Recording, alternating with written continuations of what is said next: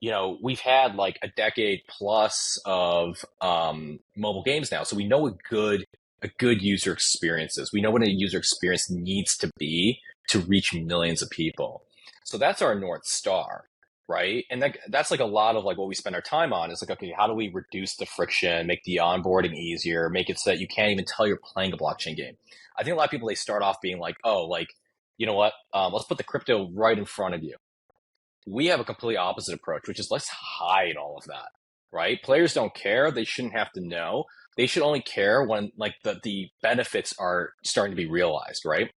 And so, our goal is to get the games on mobile and play. You're playing the game on mobile. You can't. It's indistinguishable from the other games on your phone, except that all the back end stuff is happening on chain.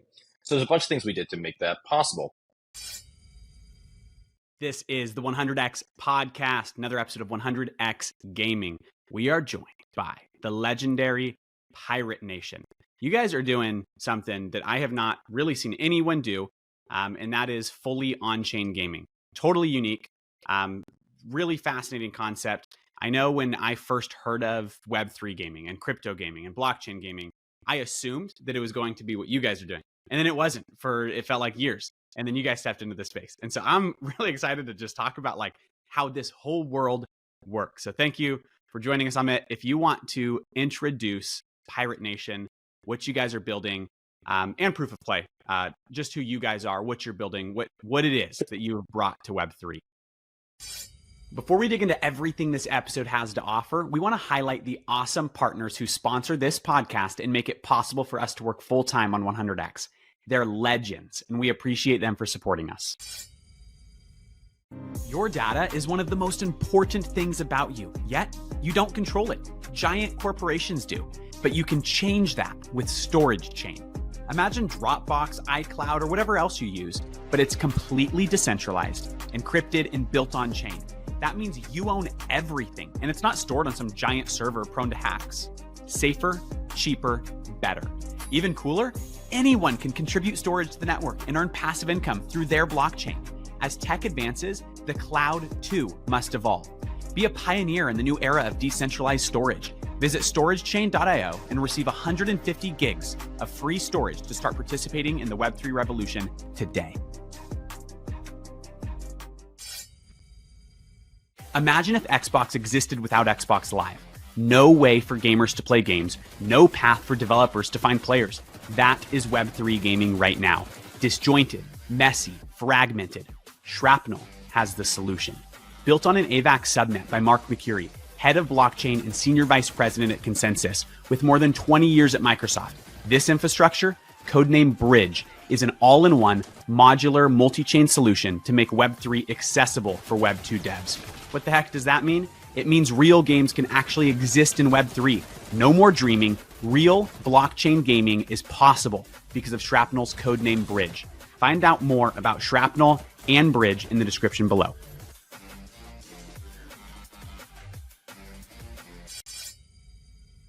Astrobit is the king of automated trading, and now they've introduced a freemium model.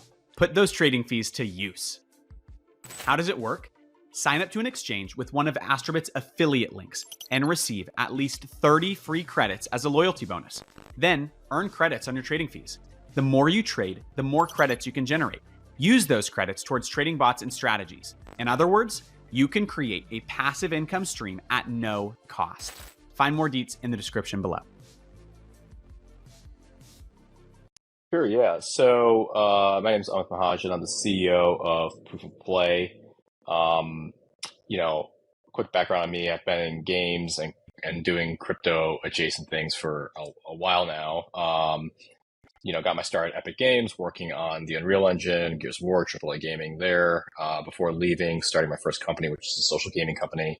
That was, we were acquired by Zynga in 2009, where, we launched a game that we were developing in our startup that eventually was called Farmville. Grew that game to 300 million users, did over $1 billion in revenue. Yeah, the Farmville. Nice. Didn't know that. That's cool. I remember playing that a long time ago. Yeah. I mean, and then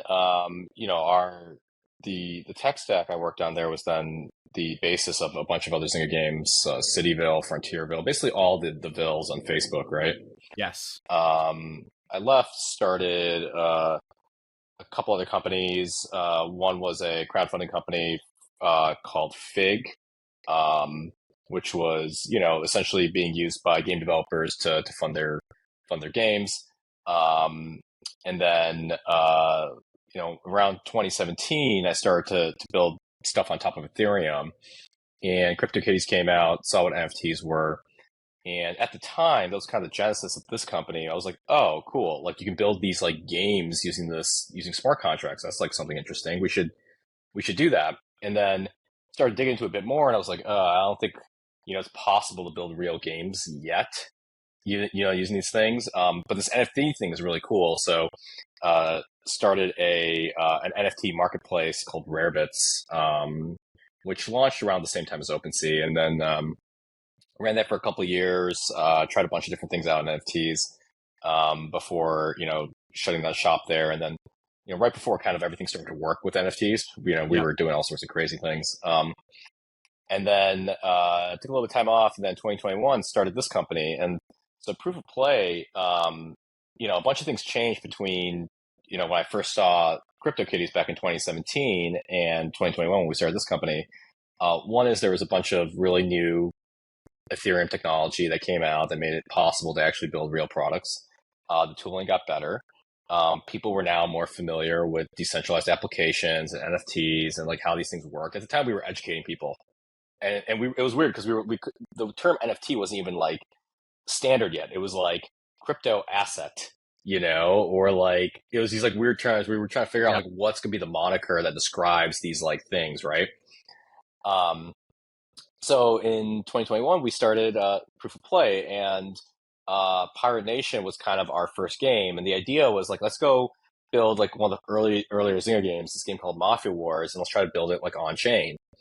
And so Pirate Nation was kind of, the idea came out then, and the first version of the game was completely web based and was like a really simple like kind of click farming type game. Yep. And then we ended up we thought we were going to launch it, and then like there was a bunch of really negative macro events that happened. Luna crashed, SVF got arrested, FTX crashed. Like we had these like really like for 2022 we just had all of these really bad events that were occurring whenever we wanted to launch something big that sucked the air out of everything we were doing. And so we just put our heads down and we're building for the last like couple of years, and then we ended up launching the game in December of 2022.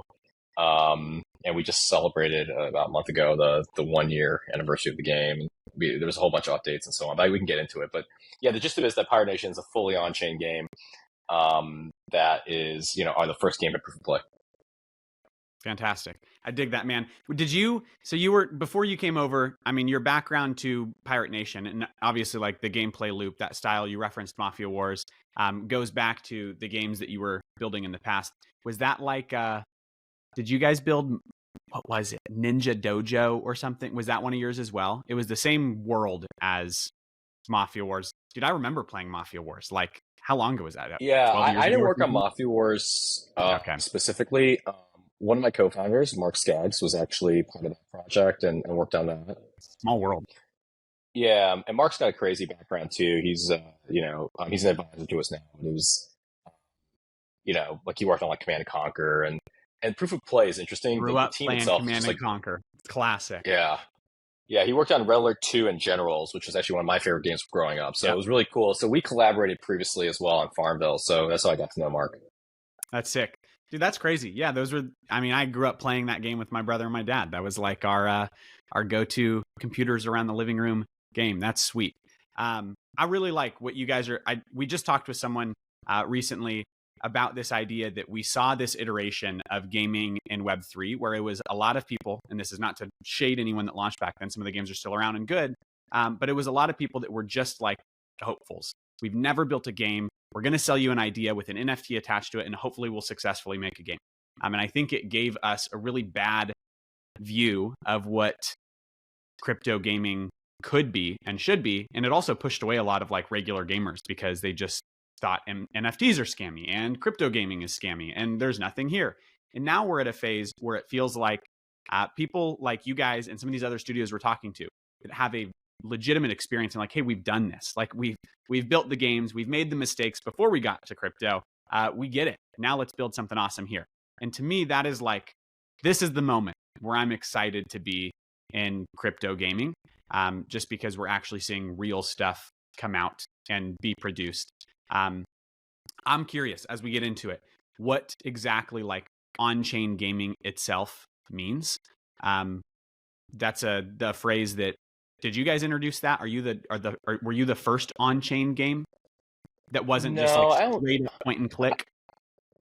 I don't think so. No, there were other kind of games that were there's a bunch of terms being thrown around, and we're in an Oh, it's a early new term industry. It's every like, week. yeah, we're in like the E hyphen mail phase of Web3, right? Like, Yep. the stuff that we say now, we're gonna look back and be like, that was really weird terminology we used to use back then.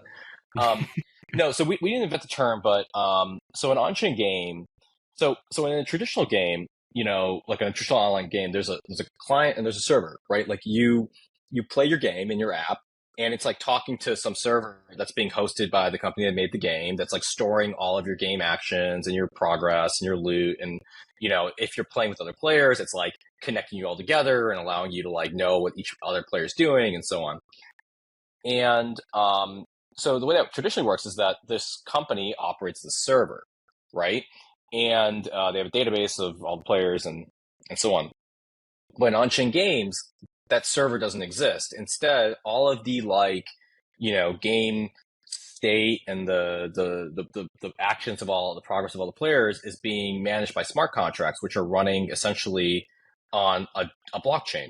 So rather than, one company or entity or server like kind of watching what's happening in the game and kind of playing referee, you have what's happening in like on blockchains today, which is everyone is watching everyone else and validating that the actions that they're taking are valid. So if you and I were playing chess on chess.com, we'd like connect to the chess.com server, and like chess.com would be like, okay, like if he's moving his rook, is he moving it in like a valid way, right? And then if you don't do it, like they like ban you, right? Or they block you from making that move. The way it works on a blockchain is that like, if we're playing a decentralized version of chess, is that as you move, the smart contract is saying, okay, like, he's trying to make this move. And then everyone else who's watching, all the nodes in the network that are kind of making the network work are watching all the moves that are happening. And they're like, no, that's not a valid move. Reject that action. Okay. And so there's a couple really, now the question is, why does anyone care, right? Like, why would a player care? Because ultimately you don't care if your game is running on Amazon or on, Microsoft's thing or whatever. You just want to play the game. So there's a couple reasons you care. One is the game is around forever. As long as as long as the blockchain is around, the game will continue to be there, which, and you see this a lot in gaming, right? A game comes out, there's a multiplayer server, the company goes away, the servers just shut down, they get sunset, and you're gone. Even Farmville, which had, hundreds of millions of people play that game, the servers were shut down for that game in 2020. And, there was 1 billion plus hours put into that game, and that's all that player progress and farms and their, all the creativity that went into that game is gone. And so the first thing is that there's a bit of an assurance you have as a player that if I'm investing my time into this game, that it's going to continue to be around. The second thing is that it's easy for anyone to remix the game, right? So like, one of the things that's unique about, blockchain applications and games are that anyone can see what everyone else is doing and actually, essentially what we call fork the game. They can make a copy of it and they can run their own version of it. They can modify it. And so everything that we're doing is like, it's like a building block for someone else to create something new, right? And this is actually how games used to work. Like you'd get Quake or Doom or whatever, and then people would create mods for it, right? They'd go and they'd be like, okay, I'm going to like add new enemies, or I'm going to create new levels, or I'm going to create a whole new game. That's how we got Counter-Strike. That's how we got that's how we got Defense of the Ancients, right? Dota. Like those are all remixes of existing games. And so on-chain games are really cool because it's like this one permanent thing and this two highly remixable thing. So from our perspective, really what we're doing is we're like actually creating games that are like owned by the community. We're like starting it off. We're putting a bunch of resources into it and doing a bunch of work to like get the ecosystem and the universe going. But our hope is that, other people start to like take it and do new things with it, take in directions we didn't expect. And even if we as a company were to go away, the game lives on forever. And so it's this. It's really interesting because when you think about sort of fully on game or fully on chain games, I know you mentioned some of the advantages that comes with, but I've seen other games that are fully on chain and it can bring some sort of roadblocks as well. How have you guys been able to, or what challenges has building something fully on chain brought? I know one of the games that I've tried before, it seemed like every move that I had to make was a transaction. And as for a gamer perspective, that can become more of an annoyance than like, hey, like I'm interacting with the blockchain. But if I'm having to do a transaction for every single move that I'm making, then it really takes away from the experience of the game. How have you guys been able to sort of keep everything on chain, but also remove some of those annoyances or roadblocks that gamers would not want to encounter when they're playing a game? Yeah, no, that's a fantastic question. And what I'll say there is, if you look at the history of the internet, like computers when they first came out were really complicated, right? You had to like, like even before Windows, you had to like go in and type like some command to like connect to the internet, and then you connect it. Then there was like these like weird like sounds your modem used to make. I mean, I'm dating myself a little bit, but No, like I remember the the point beeping. is, I remember the beeping, the yeah, weird noises. There was a robot in my living room when I was 10 years old. yeah, exactly. And like, but you realize that like the user experience of technology gets better and better and better over time, right? Like, if we even just think about the smartphone going from like a BlackBerry to an iPhone and so on, it gets better and over time, right? So our view of it is that, we've had like a decade plus of mobile games now. So we know a good user experience is. We know what a user experience needs to be to reach millions of people. So that's our North Star, right? And that's like a lot of like what we spend our time on is like, okay, how do we reduce the friction, make the onboarding easier, make it so that you can't even tell you're playing a blockchain game. I think a lot of people, they start off being like, oh, like, you know what? Let's put the crypto right in front of you. We have a completely opposite approach, which is let's hide all of that, right? Players don't care. They shouldn't have to know. They should only care when like the benefits are starting to be realized, right? And so, our goal is to get the games on mobile and play. You're playing the game on mobile. You can't. It's indistinguishable from the other games on your phone, except that all the back end stuff is happening on chain. So there's a bunch of things we did to make that possible. One is, without getting too, I don't know how technical your audience is here, but like without getting too much into the weeds, we've basically built a lot of tech that essentially abstracts and hides away the transaction signing. So one way we do that is by paying the transaction fees for the blockchain for the user. So we're paying the gas in all of our games. So from a user perspective, you log in once, you're just playing the game, and behind the scenes, we're basically sending transactions to our gas payer, and it's essentially paying the gas and relaying it to a blockchain on behalf of the user. And so we get rid of the pop-ups, we get rid of the transactions. People don't even realize that's happening unless you like, go and look at a blockchain. You're like, whoa, like my entire history of gameplay is here. That's pretty cool, right? Like I can actually see like, oh, like I leveled up here and I did this, I ran this quest here and I ran this dungeon and this is the loot I got. You can actually go see all of it because it's all public. And then from a, but like, we kind of figured that stuff out pretty quickly. We figured that out, almost a year plus ago now. But where we're at right now is like it's really easy to scale with servers. Like with a centralized server, it's really easy to get to like millions of users. With a blockchain, you start to actually get to, there's like transaction limits. You always hear this things like, can Bitcoin support the same number of transactions as Visa, right? Like that's like a benchmark that people use to determine if like a blockchain is ready for like prime time. Exactly. And for games, the answer is absolutely no, it's not. And so a big part of what we're doing internally is we're actually trying to figure out like, okay, how do you get to, that next level of user scaling? And, we're really lucky. The game we've created so far, people seem to really like it. Our retention's really good. We have tons of active players. So we're able to like really push the limits on this stuff. And, I think one of the benefits that we have working for us is that we have scaled things before. We have the benefit of, decades of experience. both in web and in gaming. And so we're bringing a lot of those ideas to the blockchain. And it turns out like a lot of the ideas are the same. It just hasn't been implemented using this tech yet. And so we're just working through it. It's like, you know, um, it's like a really hard problem that's tractable, but it's just like one foot in front of the other. We just kind of chip away at it. And so if you play the game now, you'll go see like, we log in with Google and you just you play around and like you can't, we have to pay with credit card. It's like all these like really easy things to make it so that's as frictionless, as indistinguishable from existing games as possible. Have you had any like, I mean, I've messed around with Pirate Nation a little bit. Have you had any issues where like, hey dude, I'm trying to shoot this ship or this monster, and the like on your end, it's going to keep going, but the transaction fees spike for some reason. And now you guys are like just screwed on the back end because you're spending so much to process my actions. Yeah, no, I mean, that happened to us. So we when the game started, we launched on Polygon, and we were, at first it was like $100 a day for like, like 500 users or something, which is still a lot, right? But like, we've raised money and we have the ability to do that.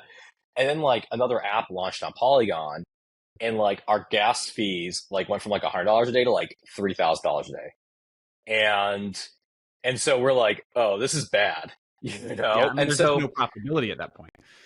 yeah, and like the thing is, but what's funny is, again, like this is just history rhymes, right? Like, so in the early days of the internet, like people would host their websites on these like shared hosting services. There was something called DreamHost and something called Bluehost. There was like all these like free hosting services.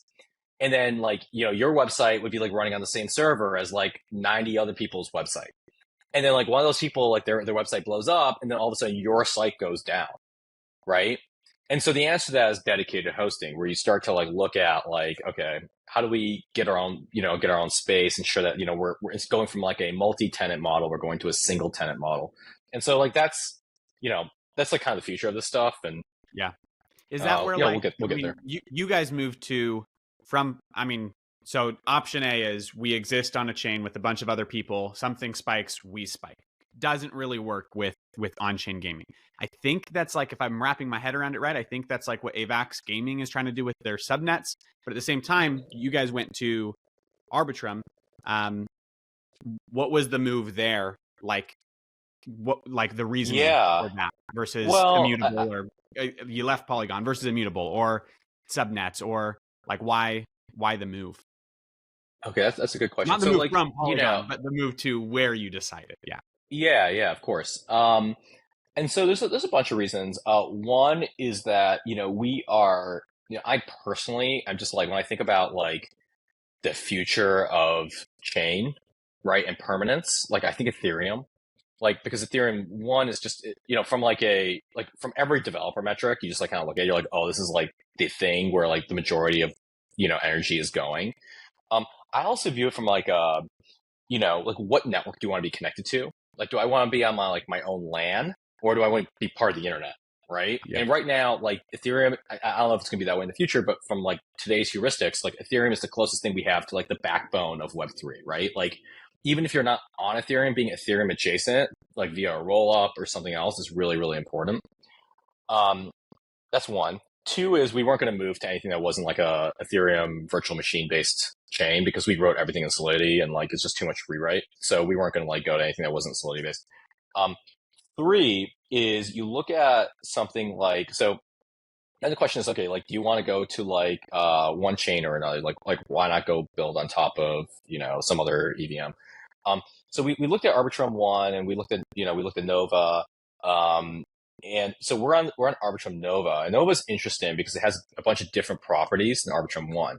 One is that it trades off security for speed. So one of the things that we got was, on Nova, first of all, no one was using it. So we were like, okay, cool. We're the only ones here. No, now people are starting to be like, yeah, now people are coming in. They're like, oh, Nova's pretty cool. There's a couple of things we got there. Like, one, it's a public blockchain, so you do get some benefits. Like, okay, like Uniswap is there, OpenSea is there. Like, there's support from like Alchemy and like these other, all of these like kind of other like service providers. So there's like a bunch of things that we need as like developers to ensure that are there that like makes our life easier, like all these kind of shared services. And and then the other part of that is that, Nova's trading off security for speed and transaction costs. So on Arbitrum, the block times are super fast. So like you're playing the game and things are just confirming. It feels really fluid, right? Whereas on other chains, it was like, 2, 3, 5 seconds to confirm. So from a user's perspective, you're playing the game. It's just like everything's just feels a lot better. And so for us, it was really great, and those guys have just been super helpful. Like we really like the Arbitrum team; they've been like really supportive, and that was probably one of the best decisions we've made as a company, was to make that migration to go to Nova. I have a build-up question here, because you mentioned that one of the reasons why you sort of moved from Polygon to Arbitrum Nova was, I mean, we've seen it all over the place. You're doing your regular transactions and suddenly a new mint drops and everyone else is screwed because you have to wait to do your transaction. That would otherwise cost 15 cents. Now it's $50. Now that you mentioned, hey, Arbitrum Nova is starting to gather some attention, do you feel like you guys run the risk of having to move again to find something cheaper, something more scalable? Or where do you feel like, looking at the future of Pirate Nation, and as things get fixed, as interoperability gets sort of solved in the space, as things are able to sort of work together and L2s actually become the place people build instead of Ethereum mainnet, as these answers sort of come around to the space, where do you see Pirate Nations and your future games sort of living? Do you feel like, hey, we're going to have a solution where all of our things live on an L2? Where does that look like for you guys? Yeah, I actually think, though. I mean, I hinted at it earlier. I mean, the reality is you need to move to a single tenant model, right? Where you basically have a chain that's specific to your application. And we have a bunch of ideas there. I don't think we've talked about any of this stuff publicly, so maybe I'll just leave it at that. But the point is this: is that, like, ultimately, if the only way to ensure that your gas costs don't spike or just remove gas completely is to be on your own chain, right? And then there's a whole bunch of new problems. Okay, like how do you handle like the exchange, and how do you handle like things like analytics, and like if people want to like trade value. There's all these new problems that come out of it. And now you're running your own infrastructure. Okay, now we gotta figure out how to like distribute nodes and all this other stuff. It's hard. It's a hard, complicated problem, but it's like the path, right? Like this is the way, right? This is how you get to the next thing. And like the example I've here is like, at Zynga, when we launched Farm, like originally we were going to be on in Zynga's data centers, and like Zynga had like a multi-month wait time for its data centers. And so the Farm was built in about 5 weeks, and we were like ready to go, but we couldn't launch it because the data centers weren't ready. And so they're like, well, you could try launching it on this new thing called AWS. This is like, containerized thing by Amazon. I think like no one's using it. No games are using it yet, but you guys could be the first. And we're like, all right, let's go see like what that's about. And so we launched the game on EC2, which is Amazon's cloud compute system. It was like, and then very quickly became one of the biggest customers. It was us and Netflix were like the two biggest users of Amazon's infrastructure. But it turns out that like that was like a necessary thing that like if we had launched in a data center, the game would have never scaled. In fact, what would have happened is we would have hit a wall really quickly. But because we were on the cloud, we were able to like scale horizontally and like auto scale. And so my take on this is that the work that we're doing now is foundational, not just for games, but for all of Web3. Because when you think about like how do you actually get to internet scale applications, you need to solve these problems. You need to figure out, things like cross-chain communication. You need to figure out things like, how do you quickly do message passing and value transfer between all of these different chains. And so it's, this is the point, right? Like, and the thing is, if we solve it for us, like we've solved it for everyone else too. And so, like this is the thing that gets me up every day. I'm like, oh, like we have a chance of making an impact on the future of the internet. right? And the games are really a good way to go about this because, unlike a social network where you have to get like millions of people using it before it's useful, if a game is useful to just the player playing it and they find it fun, then like it's succeeded in its purpose, right? And so the only thing stopping us from being able to solve this problem, there's market conditions, none of this stuff matters to us. The only thing that matters is, can we make a great game? Can we bring people to it? And can our technology keep up? Right. And so like we have like a very clear purity of mission and purpose around this. And this is like, I think why people like, at least at the company, want to work here, is that we just like, we find this like really energizing. So to take a step back and just look at the full picture of what you guys are doing with Pirate Nation, but not only with Pirate Nation, with Proof of Play. I mean, and you've mentioned this a couple of times, and I think what you just said in the last answer really ties everything together. Do you guys see yourselves as like, hey, Pirate Nations is the doom and the quake of what gaming used to be, and see what you guys are building with Pirate Nations as sort of the groundwork to have these next future, the next wave of gaming really start to be, or to start to become a reality? Is Pirate Nations going to be sort of the starting space for all your other games to really build on top of and learn from what you guys have been able to do with Pirate Nation? I can't say I can't predict the success or failure of the game in terms of like, market response. What I can say though is that, we hope that's the case. But like when I think about Pirate Nation itself, I kind of think about it as like the first like Marvel comic character, right? Like, we've basically gone and created a single character in a much bigger universe. And because of the way that on-chain games work, each time we build a feature, that's a building block. It's like DeFi building blocks, right? Like each building block is something that can then be used by other applications and other games, including our own. So for example, in Pirate Nation, we have this idea of like a loot system. Like you have like a loot table and you open a chest and it does a random dice roll. And it's like, okay, what'd you get? Right? That's something that a lot of games need. And so like, but we built it as just like one module within our game. But that one module can now be used by other games, right? And so basically, when I think about Pirate Nation, like it's, everything we're building is a jumping off point for everything else we build in the future. So if we build a game too, we're not starting from zero. We're starting from whatever Pirate Nation has as a floor. So now take that same idea and apply it to other developers in the space. And you start to see this thing that happens. Like, okay, I build a loot system, you build, a skill system, and now we can both use each other's stuff. So now you're starting to get this like really interesting collaborative thing across not just our company, but across the entire kind of game development community, right? Where we're all building things that other people can use.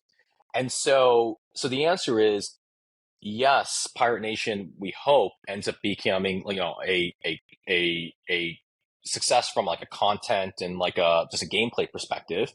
But even if it doesn't, it's still going to impact everything that we do in the future because it's all open read, it's all open source by default, and it allows us to essentially get this real, like all these like really reusable components that we can, utilize in our future efforts. What's intriguing to me, I mean, you mentioned that idea of like, hey, we build this very specific gameplay system. Awesome. Because it's on chain and everyone can see exactly how it works, this guy over here can now implement it. And then they implemented it with this other thing that we thought, oh, we could put that in our next thing. But what's interesting is I think like it's bigger than that. It's not just this game could use the system you built. Like because you guys are building in crypto and on blockchain, I mean, I think you're building with ideas that regular projects that are not games at all could totally essentially use the pieces of the puzzle that you're building, and it could forward that. Like, do you view yourselves, Proof of Play, like do you view yourselves singly as like a game studio, or would you consider yourselves like, because that's where it gets interesting to me, because you guys aren't just building games, you're actually building like tech itself. Let's see what happens. Like I've seen the opposite. There's a really great quote. I forgot who it's from. It's from one of the ex-Apple guys. And he said, great products get to become platforms. Platforms don't become great products, right? And so our view of it is just make a game that people want to play, and then as we build it out, we can see what useful technology we can extract from it. And maybe it's useful to just to games. Maybe it's useful to people outside of that. I don't know. Like, I could see a path where like, we can be really ambitious and be like, we're going to go do X and Y. And I mean, crypto's full of that shit. And like, Everyone's doing everything all at once. I don't want to add to the cacophony of noise. I'd rather just build stuff and, do a good job marketing it and just like really focus on purity of just like what we're doing right now in this moment, stay present with what we have right in front of us and just take one foot in front of the other. And if we end up, being like an on-chain database that other products can use, amazing. If we end up just being a game studio that just builds games and that's it, great too. Like, I think regardless though, as long as we're following our curiosity and pushing the tech to its limits, I think we'll end up someplace interesting. Yeah, I think that's rad. Where do you feel like Pirate Nation really fits and relates to your grand plans? Of Proof of Play, where do you guys plan to go? I know you mentioned that Pirate Nation is going to be that building block. Where does that building block go from here? Yeah, so I mean, the game itself right now, it's pretty simple, right? And so there's a bunch of really kind of basic things that are missing. So for those that haven't played it, like, you have a pirate, you take your pirate, you collect resources, you build a ship, you go fight battles, and you level up. And the game itself has a combat system that's a kind of a card-based combat system. Reminds me of Marvel Midnight Suns, your combat system. That's what it reminds me of. Yeah, I mean, we were inspired by a few different games, Slay the Spire, Hearthstone. We're not a trading card game though. Like the cards themselves are based off of your like pirate and your ship and the combination of the two. But the idea is you like build a deck and then you can like go like, fight monsters and so on. And so the game right now is mostly like, it's single player, effectively. Everything in the game is tradable. Like, we've just started to introduce what we think are like actually Web3 native game design. Like, for example, we launched this thing called the shipwright. So, you have a ship. If you want to upgrade it, you can't just like, just upgrade it. You have to go to another person's island that's built a shipwright, and you got to pay them the fee to upgrade the thing. And then some of that gets burned and some of it goes to the original person. So now it's this idea of player-owned businesses. The idea that like players can essentially create things that other players find useful. And the only way for the community to like get access to certain functionality is for the people to build it for each other. Right.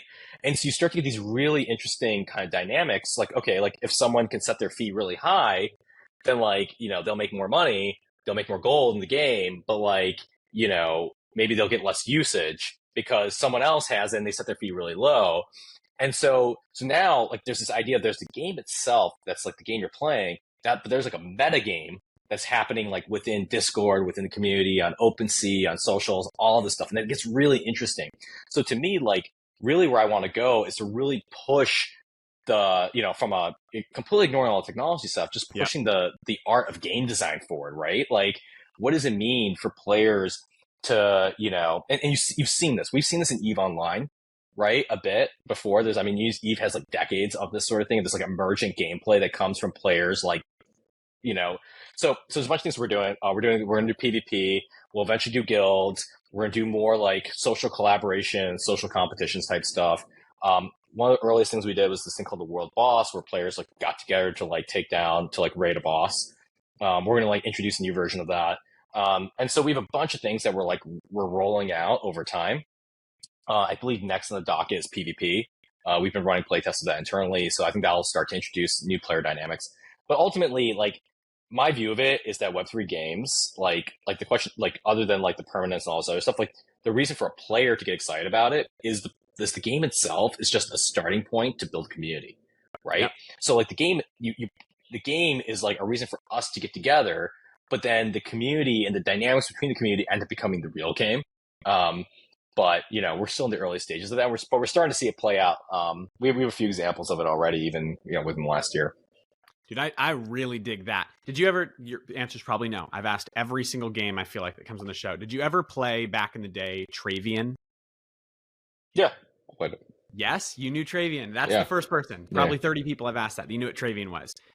To me, that game was, that was early 2000s and felt like that was my first introduction to like meta gaming where there's a whole social scene happening in the background and people are like bartering with each other on forums.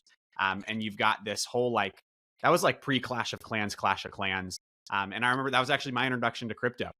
There were we're paying my brother in Bitcoin to like run their stuff when they were offline. And that was like, dude, early. Too bad he didn't keep that Bitcoin. He would be feeling pretty happy about himself. But that game has always fascinated me as a kid because it was all about like, it wasn't about the gameplay, at least in the circles that we played in. It was the meta behind the scenes. And to me, dude, that's where it gets so cool because it's almost like people are just role playing forever. Like it reminds me of like the GTA role play servers that are so popular, but it happens outside of the game. That you're in this Discord server becoming the pirate essentially, and you're becoming the trader and you're becoming the barterer. And there's this whole world that exists outside of any actual gameplay that just makes the gameplay all the more worth it. And I think, dude, if you guys can tap into that, that becomes really, really sick. Yeah, I mean, I think like that's probably the only reason to build on chain or like build a Web3 game to begin with is like otherwise just go build a game with a server, right? Like, but it's really like when you start to get those social dynamics, like there's this interesting thing. Like when you think about content, one way to think about content is that it's the stuff that the game designers are making, or it can be other players, right? And so our goal is to just create a foundation for the community to be the content, right? For each other. And otherwise you're just like on this treadmill of just like always releasing new stuff, right? And that's where I think Eve really got it right. And if you're not familiar with their history, it's just like people form corporations and there's these huge like 1,000-person battles and there's like espionage and like people like, I'm gonna go join this company, I'm gonna like work my way up, and then like the critical moment I'm gonna defect. Like there's some insane stories that came out of Eve Online, and the stuff that that's happened there. It's cool because they're doing some stuff in crypto now too, and are trying to build their next game, I believe on chain. So it's gonna be so they're definitely in this space too. One of the things I was going to ask is that one of the things that comes out of also giving a lot of the power back to the users and the gamers is that there's not always everyone there to do the best what's for the game. Sometimes they're out to do what's best for them. And you guys have a whole section on your documents talking about fair play and how the people can and can't attack the actual game itself. And one of the questions that I haven't been able to really ask a lot of games right now because we're still so early. Like you mentioned, we're like in the Doom and Quake phases of gaming. But I'm thinking like, hey, right now, especially with competitive gaming and how one of your big things is like leaderboard ranks and things like that. Cheating in Web 2 gaming is rampant. Everywhere you look, there's cheaters and there's people taking advantages of systems. But it doesn't really matter. It doesn't really take a lot of the companies doesn't seem to be taking a lot of action towards it because there's no money behind it. Add Web3, blockchain, and actual monetary value behind it, and now it seems like a gold mine for these cheaters and people who take advantage of systems like that. Have you guys started thinking of how you guys can tackle that, especially in a game where you hope to build a building block for your entire ecosystem and your entire universe down the road? How you guys can tackle the cheating problem at the root? Yeah, that's another great question. So a couple things. One is, by building on chain to begin with, like one of the benefits you get is that the smart contracts enforce rules, right? So it's like it's one thing to like hack a centralized server backend without like, real consistency. But because like the nature of a decentralized system is consistency, we know exactly how the properties are going to work. Like when someone like performs an action, like how it's validated. So like you get a layer of security and trust already just through smart contracts.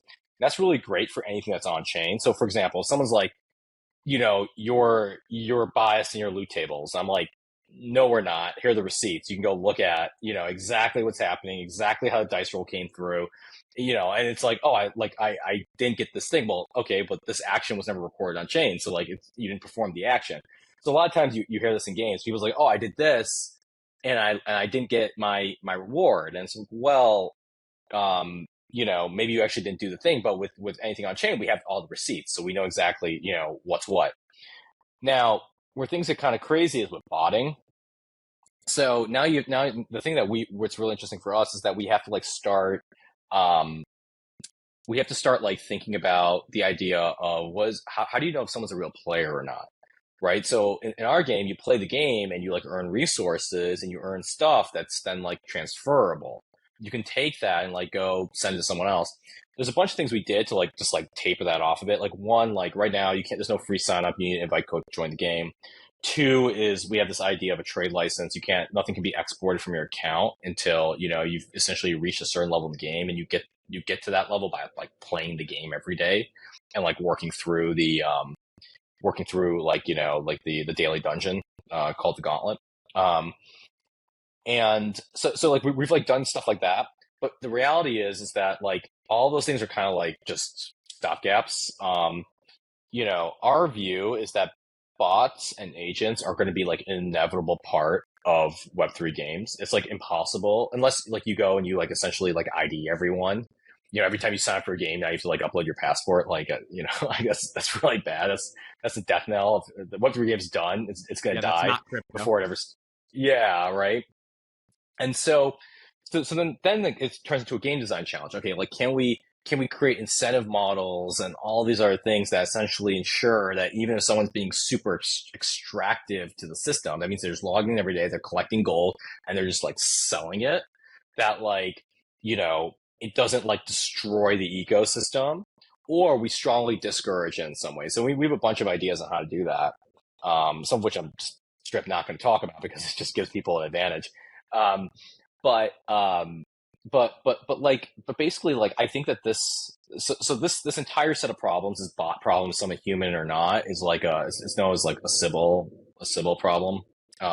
It doesn't exist just for us; it exists for like pretty much every crypto application. And I think that like we are going to become more sophisticated over time.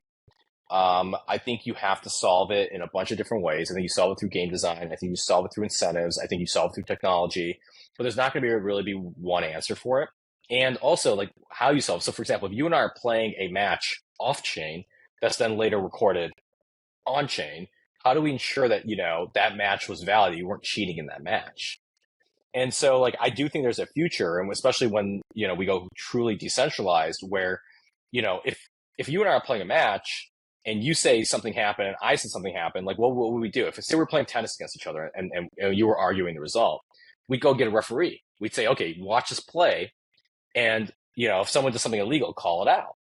So you can argue that what we could, in the future, what we're going to end up seeing is something like decentralized refereeing, right? Like we're playing each other, and rather than us just play each other, like that, we have a third party or a random third party or a set of third parties who are watching our match. In this case, it could be automated. It doesn't have to be your actual person. And we're playing. And if anyone tries to do something illegal in that match, it gets noted and they report it on chain. And now that cheating is now following you around as on-chain reputation. So, I think it cuts both ways, right? Yeah, man, you're the on-chain cheater. Like, everyone knows you. Exactly. So, our company name is ProofOfPlay. That was not by accident, right? Like, there is a lot of intention behind that name. And a big part of it is that, like, something that we're working on is like a decentralized, for us, it's like a PvP protocol. So that as people are playing each other, we have essentially match validators that are ensuring that we're playing fair.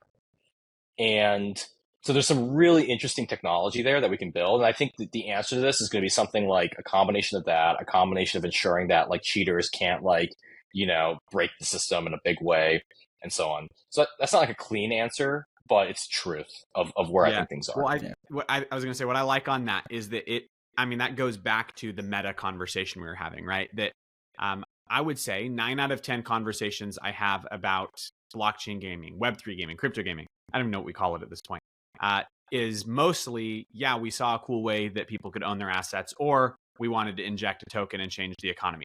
I would say like 1 out of 10 conversations are about community. And I get really excited about those ones because that's one of the reasons why I even entered crypto in the first place, is like the human element.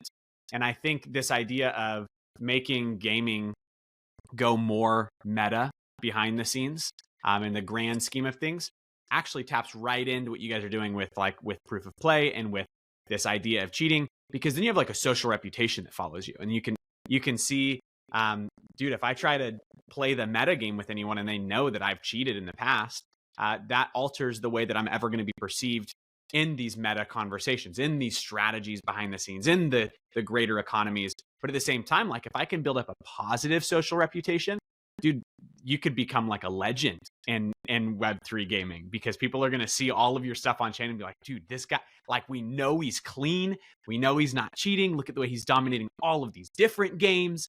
I think you're going to see like the rise of Web3 gaming legends. If the future you guys are painting becomes reality, it actually makes, I don't know, man. Like I get excited because I think I love like the social dynamic of these games, even when it comes to like board games with my friends. Like, give me those games that are like conniving and backstabbing and strategies and alliances, and it's just, to me, that whole aspect is very fun, and I'm not really seeing anyone like press into that as like the focus of gameplay. And you guys are, and I think that's really sick. Yeah, you get it.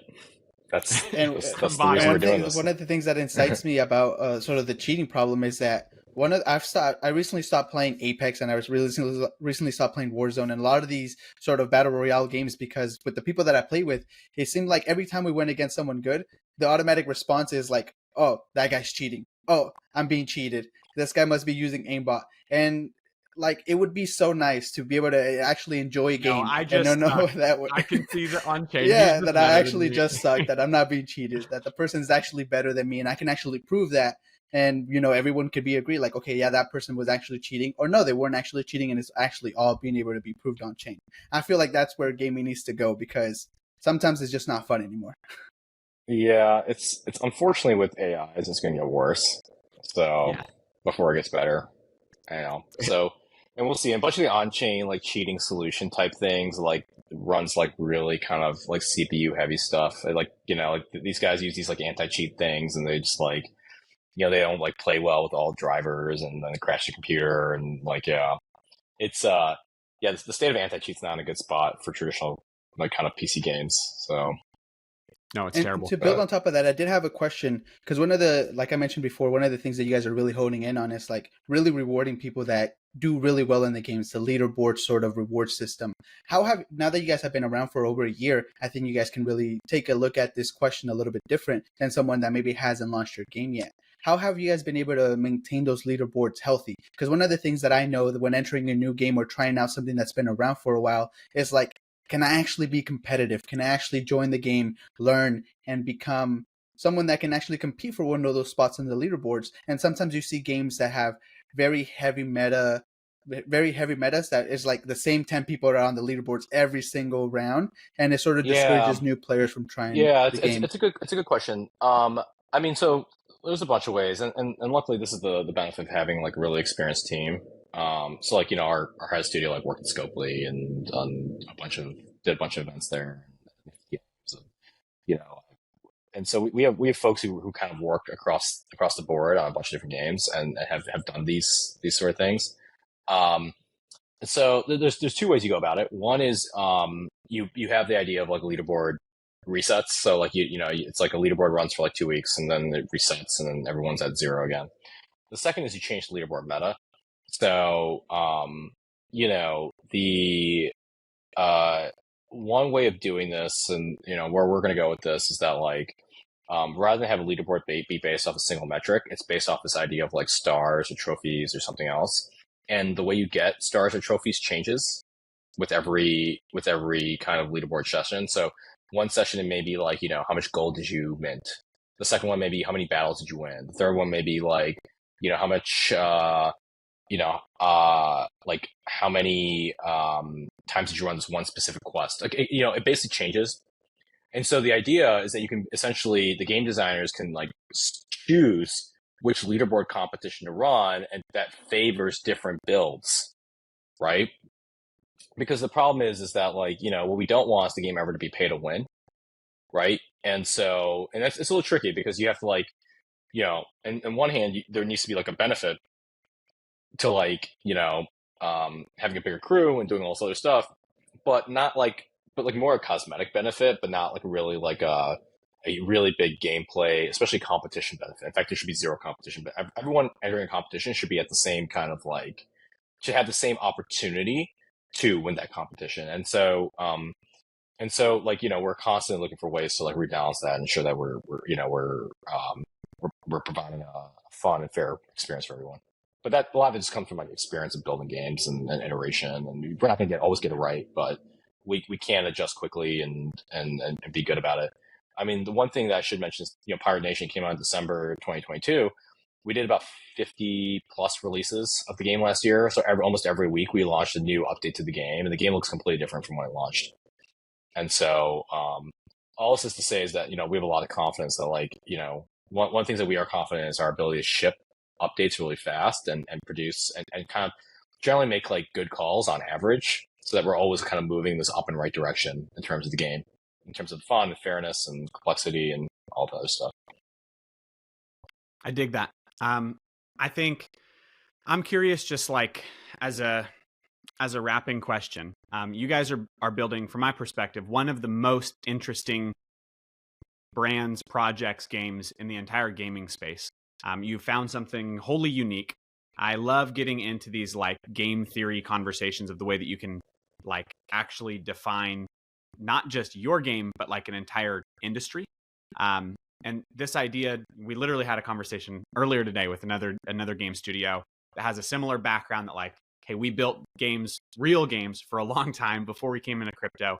And it was a similar conversation of, hey, the reason we even came into crypto as game developers was because it felt like a brand new frontier. It felt like somewhere where we were actually allowed to innovate and we didn't have to do cookie cutter formulas anymore. And I think, dude, it is so fascinating getting to, just as like a player and as someone who plays a lot of games and as someone who likes games and as someone who invests in games, all of that is way more interesting to me than watching regular gaming right now. Even though, like, if I was going to be straight up, 99% of the games in crypto are not as good as games that are outside of crypto. As a gamer, I would rather play outside of crypto right now, but just like watching and like seeing what's to come, dude, it is so much more exciting inside of crypto. And I'm curious, just like as a final thought, as you guys are building Pirate Nation, this obviously isn't your last game. This is a game that you think allows you to pave the way, to innovate, to try new ideas. I'm curious, like, grandiose vision of where you see Web3 games settling, just because I think everyone, if you look on crypto Twitter, everyone throws around like narratives all the time, myself included, of like, what's 2024? And everyone says crypto gaming, like this is a major narrative for adoption, for bringing people in. But it seems like nobody can agree on like what that looks like. What not just 2024, but like crypto gaming actually looks like. And I'm curious, like as someone who is in the forefront of this space, is paving the way to try new things, where do you see like gaming in the blockchain actually settling? Yeah. Well, I mean, I think the idea of it settling is interesting because I don't think it'll ever settle. So maybe That's that's like a kind wrong of thesis. yeah. Out the gate. I don't think it'll settle. Like if it's meant to be, if it actually reaches the potential of what it could be, people will be constantly innovating, right? Like they'll always and you'll in my opinion, you'll see what you saw in mobile gaming, where you'll see like common trends, right? Like someone creates one game and like, oh, they're like, oh, everyone's like, oh, that's really cool, and there's like maybe it's commercial success, and then people go and like kind of copy it. And I mean, you see it all the time in crypto. Like, someone's like, oh, you should have staking, and everyone's doing staking. And someone's like, oh, we should do like, play to unlock. And now everyone's doing play to, just like, there's these like metas that just kind of come and go. And the thing is, the cycles for those are really fast in crypto, way faster than they are in, I think, other platforms.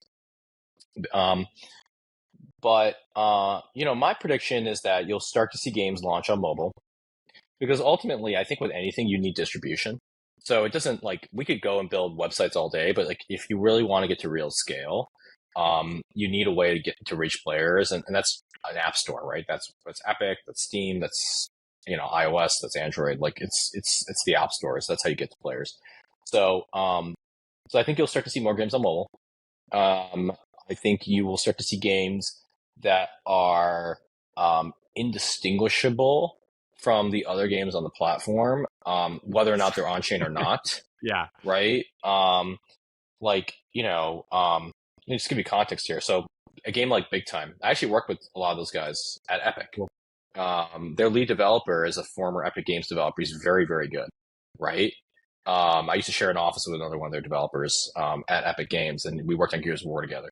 They are very good developers, right? Like, there's no reason they can't put out games that stand, and they were like part of the early Fortnite team. So like, there's no reason, you can't put up games that like are up against, anything else that's out there. But it takes time, right? Remember, it takes like, Fortnite was like a 4-year development cycle, right? I mean, we're still waiting for GTA 6. Yeah, I mean, okay, well, that's also like, that's like the complete opposite end of the spectrum in terms of production value. But, the point is that like, it's not lack of talent. It's a function of, it just takes time to build things. And so, I think this year you'll start to see more of those games come out. And, I do think the thing that's interesting is like, I actually have a different way of thinking about it, which is like, how much bullshit do people put into their games? Yeah. Right? Like, how much like, okay, I gotta go like get this token and stake this thing and do this thing. And like, it's like, I don't want to deal with any of that stuff. Like, I just want to play a game. Right. Yep. And then maybe a side effect, if I decide optionally to engage in some of the crypto things, I think get interesting. At least that's our approach. It's just like, I just want to play a game. If I want to deal with the crypto-ness of it, I can do so at my leisure, not as a requirement of playing the game. Right. And the average gamer never wants that to be a requirement. That's my take of it. So like, my view of that's like, if you think about like a social media website, like, how many people just watch videos on YouTube versus how many just comment versus how many create. And it's like this idea of, it's like 90, it's like a 90-10-1 rule or something like that, right? Like, but the 90% of people, all they do is just watch videos. 10% may comment or engage or like or some in some way, and then 1% actually go and create the content. I think there's probably going to be a similar rule that's going to take a while to suss out for crypto games, which is like 90% of your players, all they do is just play the game. They want nothing to do with any of the stuff. 9% of them just like trade or do like, fun. Maybe they trade or they trade some of the items. And then maybe 1% of them actually go and create new content, create tools, create new clients, whatever it may be, to engage with the more like, the buildery part of it. And so, that's my prediction for how this starts to play out. Legendary. I think that's a winning scenario if that's how it plays out.